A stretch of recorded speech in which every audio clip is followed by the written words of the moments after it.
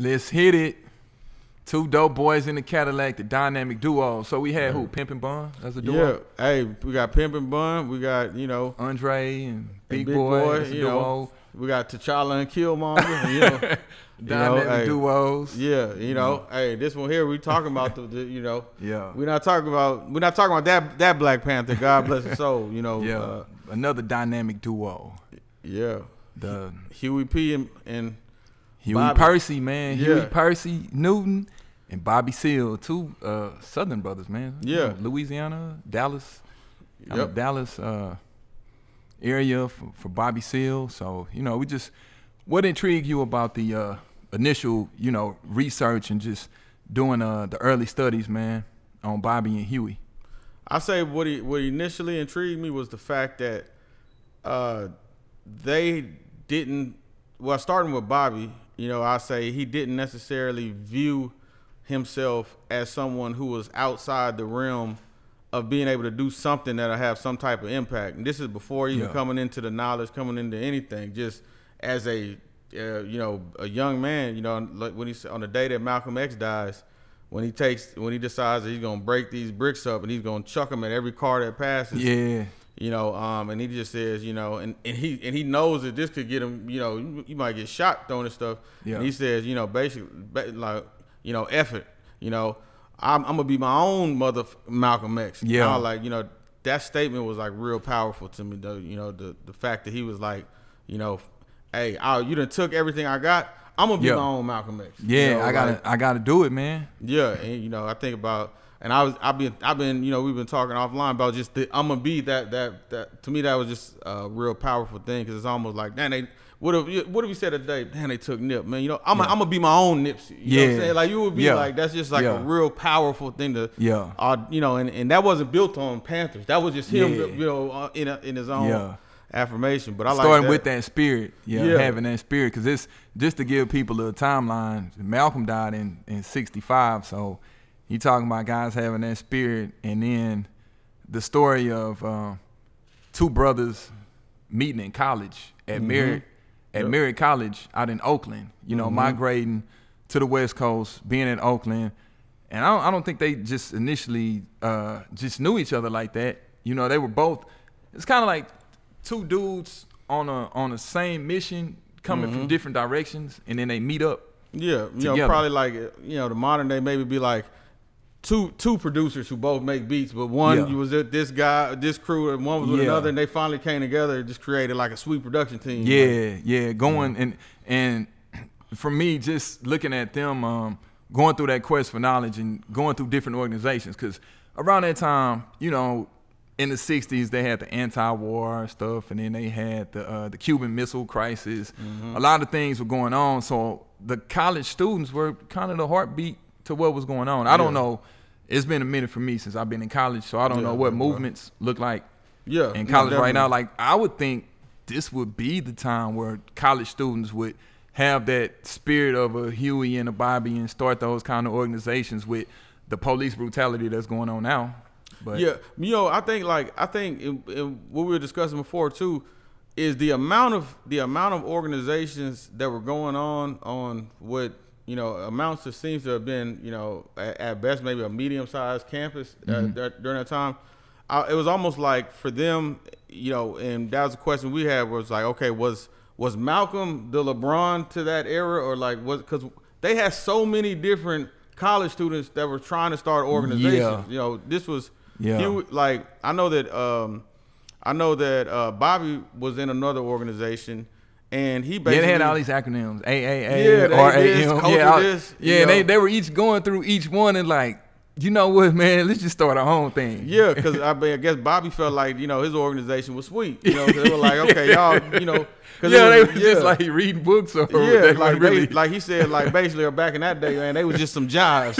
They was jives. They just wanted to articulate, and so I like the fact when he was like, but Huey was like Huey was somebody that was just like is just certified and live, just had a name like that, So and in the stories of them seeing each other outside of the college campus, so Bobby being able to see Huey in that street element and how he reacted in that element. Yeah. That he said a lot of the college dudes, I think in the Seize the Power book, when he talked about walking in there and the guys were hiding, I think it's in the dorm room. Oh yeah, and they came. Yeah, it was another organization, and they had tried to. They had accused Huey and Bobby of like stealing money or taking some money. So Huey brought some of his neighborhood homies with him. And then he said and then Bobby was like, yeah, and they had one guy in that group who knew martial arts, but I had a 9 and I was going to prove that he can't beat a bullet. like, so they was just, they had that spirit, man, but they really had a spirit of like, it would really, these days in 2020, I don't know, you rarely see that type of friendship that really like best of friends, same goal, same mission, same this. And they were just like homies. And really, honestly, even though Bobby was older, Bobby knew that he was around somebody. Like he described Huey. I love the way that he described Huey. For your best friend to describe you as, man, this is the baddest mother on earth. Yeah, he said he was he was a descendant of slaves. He was a nigga. He was like all of that. Yeah, man. When he talk about getting everything up and going with the Panthers and stuff, he was like, man, Huey would get the street guys involved. Huey could train. Huey had to figure out. Huey was 10 niggas. I'm like, damn, like wow, like that's a high level compliment. But what do you think about like Huey P. Newton's embracement of the streets, and did it seem like a new angle in activism? I think it had always been there to a certain extent. Because Malcolm being a guy that was going, when he was Detroit Red, he still had the element in him, even though he kind of distanced himself from it.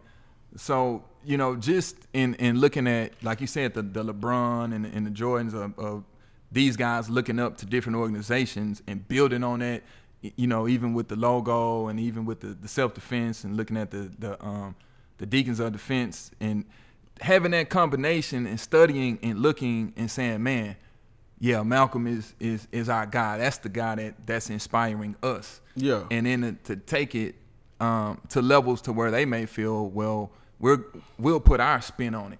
Yeah. And Huey was the guy that was a lot of times in college, if you think about the school days, the episode of the Spike Lee movie where he had the guys that were in college and they meet at the KFC. And then you got the Samuel L. Jackson guys that are like the locals. Any college you go to, especially HBCU, it's always this thing about the locals and the college kids. And it's this divide. Yeah, it where is. You kind of like the college boys, and then and then every time something was stolen, you say, or the in-state students. Cause look, look at FAMU. I'm not worried about no plex for nobody. But if they from Miami, hey, but chill out, man, because they might just be on the field trip. So in the school days, Spike was articulating that divide between the what he called, mission was the school that he was using in school days. And the Samuel L. Jackson guys, and they at the KFC, they're like, the mission boys. Like basically, these college boys. Yeah. And the way it was articulated in the movie was like Sam Jackson was like the niggas. Yeah. Hey, we, and he even said it, hey, we some niggas, and the college guy, which was played by Fishburne, was like, hey, y'all not niggas or whatever. Yeah. But I'm saying that to say that if you look at a guy like Huey and saying, okay, I'm a college guy, but I still want to bridge that gap. He saw value in this, and I think so. Huey wasn't the first person to embrace streets per se, in my opinion, and I say the first person that I've come across in my research. But I say this: everything I saw before, it was more getting guys off the streets and indoctrinating them with either a new faith. Yeah, religion had a big impact. Looking different, redeeming the street guy. Yeah. Almost like coming and like cleaning the street guy up. Yeah. I think what made Huey unique was he didn't necessarily want to clean the street guy up or change, and he actually valued the street guy. He liked the guy out of prison. Yeah, he was politicizing the street guy. Because he felt like, and he understood the value of a guy from prison. Because if a person had been served time, then they already understand the struggle. Yeah, he's seen the nakedness. Yeah, literally and metaphorically. It's like, hey, he's been naked before. So he saw that value. Yeah, and he already knew. Like he was like, I can take care of the information. Like, Yeah, but you know, it's a guy who was Yeah. a guy who was just brilliant, who was a master teacher. You know, so I think he had a level of confidence in.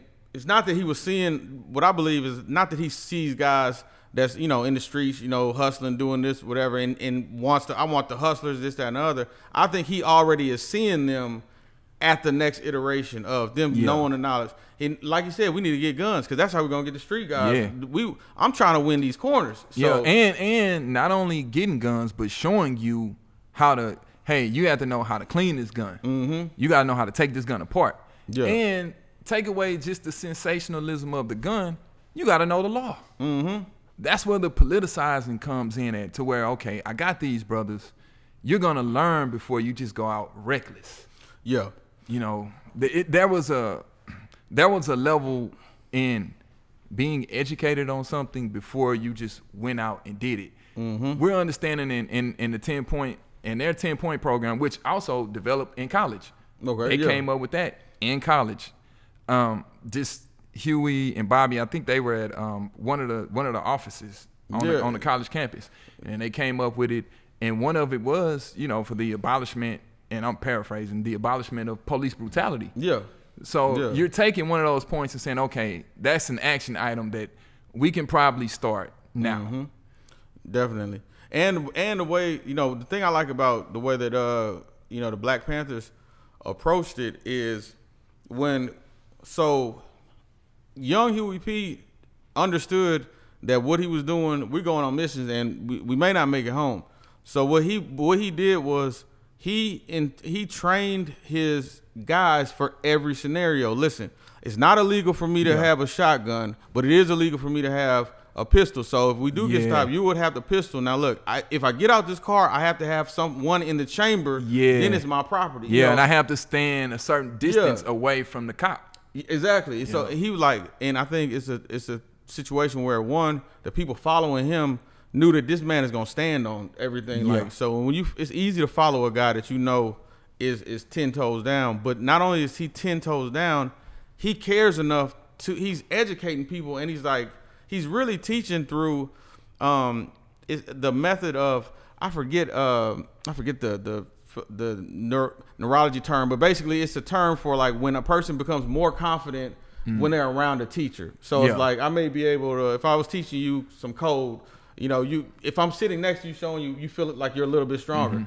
So he was using that technique by showing people in real time, like, hey, you know, this is how you handle that. Yeah, and being out in the street and patrolling the police. Yeah. Think about it. You're patrolling the police, and it's happening in real time where you're saying, hey, if someone is viewing, and that's part of the recruitment, you see that. You see this black guy in the hood, police are stopping someone, he gets out, he got a gun. You're thinking, oh, man, a brother riding with a shotgun, he gets out, and he's quoting the law to the policeman, knowing his rights. Hey, I know my rights. And then that leads to legislation being changed to where they were influencing laws based on what they were doing by patrolling the police. Yeah, and patrolling the police, like taking advantage of the law. And then they didn't respond. Like, I like the way the Panthers rolled out, because they didn't like someone was killed on a day. Okay, we got to start the Panthers tomorrow. We're going out. Like, police brutality was already an issue. So let's research this. Let's get this let's get these moves right. Get this whole thing choreographed so that when they go out for the first time and the police sees them standing with these weapons, and the police comes up and he says, this is my property, you have to stay within 8 feet, you're 8 feet from me, does all this. And he's putting on this demonstration, and people who seeing this are like, they want to leave. And he's like, you don't have to leave for any reason. It's that. And he knows the law so strong that and has control of himself. Yeah, and has control. You're not that, why are you talking to him? Not that stuff. And then he puts on this place so masterfully that, like, when the police leave, and this crowd is around, and they say, we are the Black Panthers, we'll be having these meetings at this time. Yeah. It's the greatest rollout of all time. Like, you know, like, but, you know, they were so well thought out. And I think, like, that's what I really value, because no Google, they didn't have no internet. Nah. Like, just straight, you know. I mean, it was show and prove. It was show and prove. So, and then if you look at the time frame, they're starting this in 66. By 67, Huey goes to jail for being accused of shooting a police officer. Yeah. His status skyrockets. Mm-hmm. It's a whole Free Huey movement. Yep. That people are galvanized behind. So you got to think about it. Just in that short of a time period, you're starting your organization in 66. Yeah. You and your buddy, y'all in college together. Y'all planning this stuff out. You're going out here. Then me and you starting this organization. You're going to jail on trial for shooting a police officer. I don't know if he killed the police officer. He was accused of allegedly killing the police officer or shooting a police officer, and it makes the headlines. People see you. They're influenced by seeing this black man. That they even had him even in the hospital. They had him confined, and strapped to the bed. They had the police officers around, and people are seeing this, and then that causes this big movement to where on his birthday, they met in the California Auditorium or Sports Arena, and they got over 5,000 people coming out for the Free Huey. So then at that, now you have Stokely Carmichael. Some of those LeBrons and those Jordans are coming out like, oh, okay, well, we see what's going on. And the H-Rap Brown and these guys that were influencing the Panthers, they're coming out and they're speaking. Even Huey's mom is there. And then even like some of the white liberals of that time in Hollywood, they were coming around. It just became the Free Huey campaign. And that just, it was in hip hop, it was Pac level. Yeah, at that point. It's funny you say that because I think it's two things. Like one, Malcolm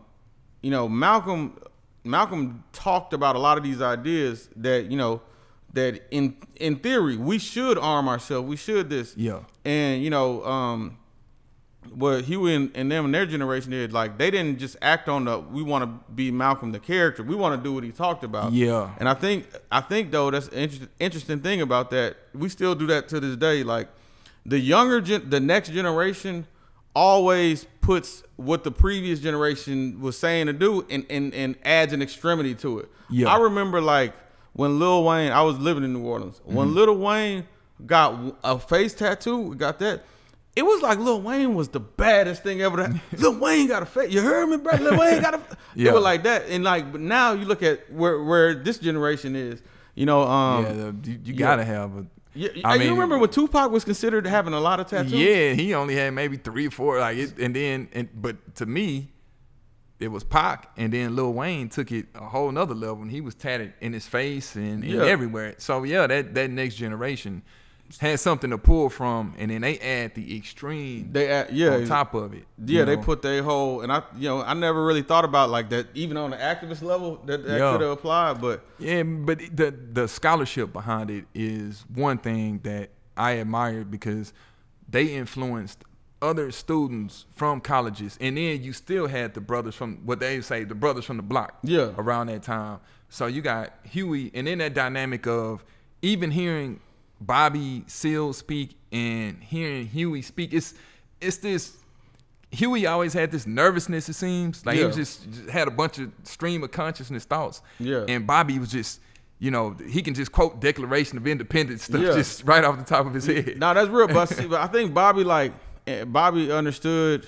I feel like Bobby felt like he was there to like protect Huey and also follow Huey. Like he said in his book, I pretty much just follow Huey P. I follow him, and when I disagree, I try to gently and kind of show him why I disagreed. Yeah. But he understood that he was around a freakish talent. Even with Huey becoming the Minister of Defense, and they're working on the Black Panthers. He was like, "Look, you want to be the chairman or the Minister of Defense?" Yeah. I was like, "I'll be the chairman." Okay, I'm the Minister of Defense. Yeah.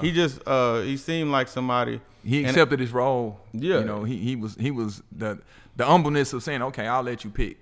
And and people credit Huey as being the founder, and Bobby as I guess co-founder. Mm-hmm. Like I guess Mark and Eduardo type of thing. To where it's like, hey, even though I'm getting the credit as the founder. I'll let you pick what role you want. Yeah, but you know the thing like that you had mentioned, I think in a previous episode about that generation wanting for others what they wanted for themselves, and even like the story of like when Huey and Bobby are just out and they just see another guy, they don't even notice, man, he's just getting arrested, and they're like, man, we're gonna go bail that man out. Yeah, like it was like one thing I can appreciate about them at that age is they really, it was the issue that they were really after. It wasn't really like if Huey could have got the work done, being like the fourth most important person in another organization, he would have done that because he really was activated and he was really driven by doing what he thought was the right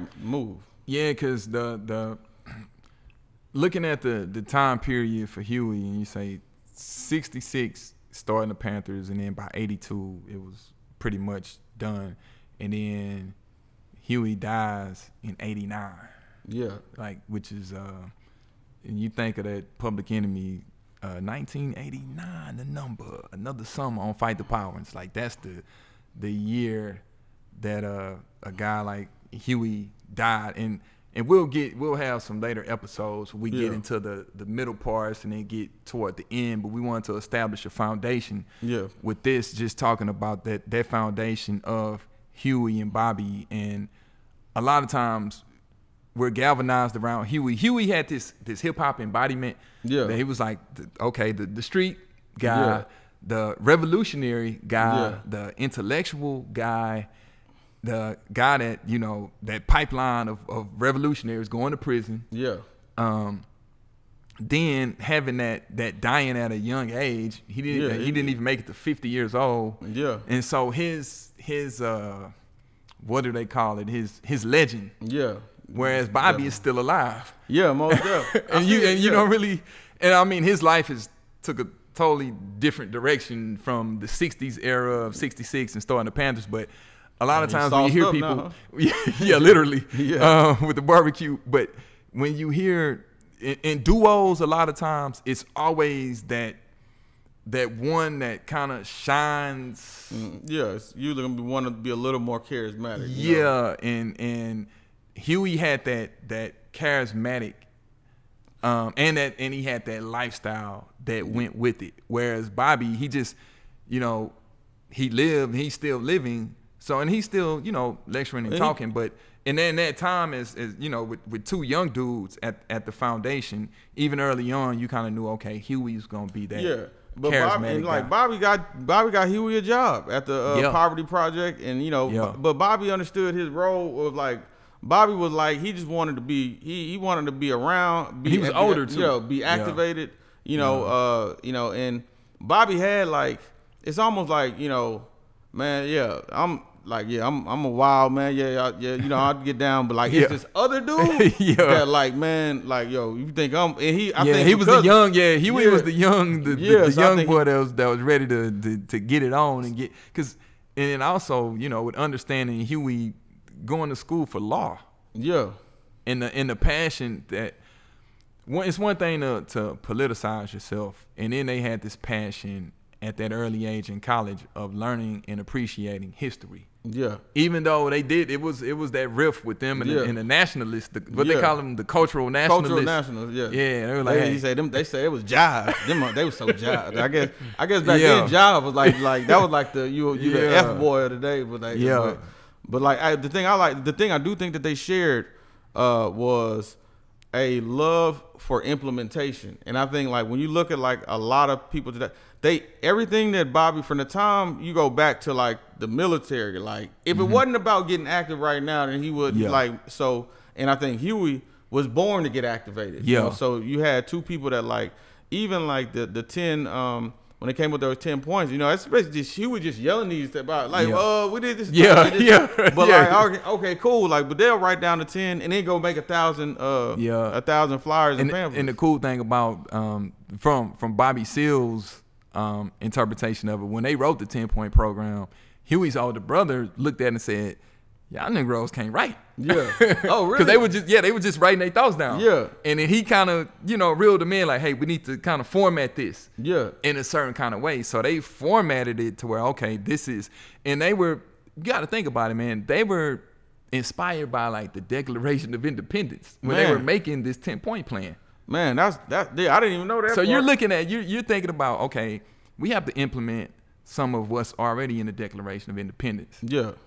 Mix some of that and modernize it for the times in our 10-point program. Yeah, because I think they made it clear that I don't know if they said they weren't represented. I think they were like, we're representing a class, not necessarily just races. Yeah, like economic class. The class structure. Yeah, and I think you'll appreciate this too, man. About Huey, man. Like he was academically somewhat of a late bloomer. It was kind of like his senior year. Kind of the story you told. Like his senior year, he's like, man, hold up, man. And then that's what made him go to college and like shine like you did, man. Yeah. PV superstar with all the he had that fancy graduation, he had all the ribbons and stuff. But hey, before we go, I got a theory, man, that I've been sitting on for a while, man. And so like when people talk about like Tupac Shakur and like, and I was blessed to be able to also like be a videographer at the Tupac Shakur Center, meet Afeni Shakur, film stuff for her Panther 21 plays, and even talk to her about Tupac, and learn things about it. When people talk about what Tupac wanted to be, he wanted to be a gangster. He was trying to be this. He was trying to be a thug. He was trying to be this. Now, after doing his research and like, wait, Tupac probably read this when he was 14. Yeah. I believe Tupac wanted to be Huey. Yeah, because Huey's book was Revolutionary Suicide. That was the book that he wrote. And I can see someone like Pac probably reading that book and being politicized. And even like the thing about like, even with Tupac, like being out here, like in Vegas, we were fighting Orlando Anderson behind that. That's a Huey move. It's like the stuff that a lot of the stuff that he was doing, these are Huey moves. Even them both having the undercover cop shootings. Yeah. So I believe that really, and I think like when I look at Pac now, I really see like, okay, I don't see a gangster. I see like someone who really is out to try to be a revolutionary. I think that's what he aspired to be. And I think like Huey, sometime it was maybe his plan. He did have that same spirit. I don't know if he had the same, the discipline and having the people around you. Exactly. Yeah. And then at a certain point, you got to think when Pac came around, Pac died at age 25. Yeah. And when Pac came around, it was a pivotal moment in his life. And this is just from me talking to people that knew Tupac from being around, just like you said, just being around his mom. Never met his mom, but some of the brothers that were in the Panthers that were around Afeni and knowing Pac was at a certain point in his life, he had to make a decision monetarily. Okay. Now the struggle is the struggle. They call it, hey, you want to be a part of the struggle. Yeah. And so you're making this decision that, man, I'm around these guys and I'm being politicized and I'm reading the books and I'm learning, but I'm not making that money. Yeah. And that attraction, that temptation on that other side, Lord will lure you. Yeah. And you make that decision that I want to go with the money. And when you make that decision to go with the money, there was no turning back. He didn't have that opportunity to make that turn that we don't know if he ever would have made that turn or not, but he chose a path, especially with going to prison. Yeah. And we kind of talked about that pipeline of going through prison. Yeah. Whether it was Malcolm, whether it was Garvey, all of the people that, we were first just talking about certain people that we wanted to deem in high esteem and start talking about with this show that we have, that pipeline of revolutionary thought, action, going to prison, assassination, or imprisonment. Now, Pac didn't go to prison on a political revolutionary tip, or even die on a political revolutionary tip. Yeah. But he made that decision that, hey, I don't want to be one of these broke revolutionary type guys. But Pac could have benefited from having a Bobby Seale, probably. Yeah, that's what I was thinking. Like, he didn't have that. Yeah, he didn't really have that. You know, Yeah. and I think Pac's plans weren't as crisp as Huey's. You know, like even when I was listening to like an Outlaw Napoleon interview, and like these guys in the studio, and Pac sends them in there, just go in there, sock him. I think he just had a little bit more like, even though Pac was very well educated, I think like Huey, you know, he was really into stuff like that. But it's certain brothers that only come around, that have talents that only come around, you know, once every. And I mean, and Huey, you know, and later in time, he had his battles that unfortunately he didn't overcome. Yeah. But all of the dynamics that was going on with those two college students, you know, starting that, and then Huey getting caught up and going to jail, and then that being this big movement, and that was attracting other people. Because people that were coming out to that big rally that they had to free Huey, and at that rally, H. Rap Brown and Stokely Carmichael, they were making some. I remember when from watching it, Stokely was like, "Hey, when Malcolm died, we didn't do anything. If something happens to Huey, we got to make it happen." But I mean, I say in full disclosure to like most of my Huey knowledge up to this point is early Huey. And, you know, we're still studying the next parts of what happened, and it's kind of like really because like the point I'm at, I'm kind of like, how did the story end that way? Like, man, because if I didn't know, I would think he ended up a senator or something. But well, I mean, with government involvement, man, where would his legacy be though? Like if you count, because I mean, he got like these are real American practices now. Like now the country knows that kids should eat breakfast. You know what I'm saying? Like, Like I guess when we move later into building up, then we'll have to touch on the tree, the Black Panther tree, and all of the fruit that sprouted from that tree. But just starting with the dynamic duo of Huey Percy Newton, man, and Bobby Seale. Hey, if y'all get a chance, man, do the knowledge. Yeah. Oh, tell them Bobby Seale book a good starting point. Oh yeah, the seize the time. I think I said seize the power. I think it's seize the time. You can find it free on the YouTube too. Yeah, and then Huey's book was the Revolutionary Suicide. But if you're watching this on YouTube, man, hey y'all, hit the subscribe button, hit the like button. This is Gentleman's History Hour. You know, we want to enlighten, educate, stimulate positive thought that, you know, hopefully we'll plant a seed that people will dig deeper into the roots. And we'll see y'all next time. Hey, this is Starter Point. You go build on it now in your own time. Yeah, and this is a dynamic duo. So shout out to the ancestors, man. Oh, yeah. Hey, Huey Newton, Bobby Seale. Ball is life. Yeah.